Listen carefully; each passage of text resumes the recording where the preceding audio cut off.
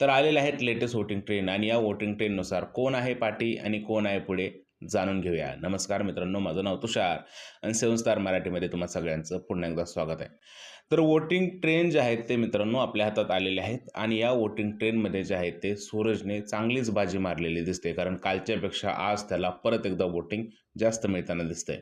तर voting ट्रेंडनुसार number 4 वरती आहे निखिल, त्याला 3% वोट आहेत. नंबर 3 वरती आहे योगिता, तिला आहेत 11% वोट.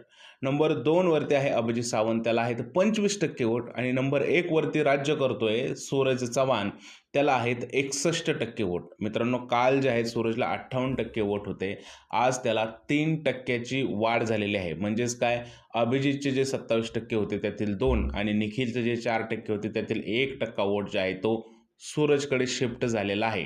म्हणजेच वोटिंग ट्रेंडमध्ये सूरजची तुलना बाकी कोणाशी होत नाहीये. अभिजित सावंत एवढा मोठा कलाकार जरी असला तरी सूरजने त्याला खूप पाठी सोडलेला आहे आणि बाकी लोक तर सूरजला मॅच सुद्धा करत नाहीयेत. त्यामुळे वोटिंग ट्रेंडनुसार सूरज आहे 1 नंबरला, तर निखिल आहे 4 नंबरला.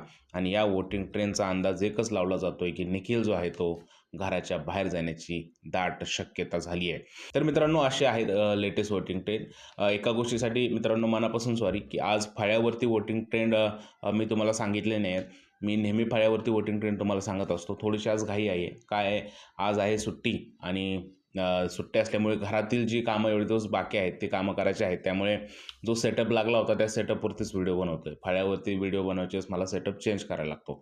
त्यामुळे क्षमस्व, थोडंसं ॲडजस्ट करून घ्या. भेटूया पुढच्या व्हिडिओमध्ये. तोपर्यंत भारत माता की जय.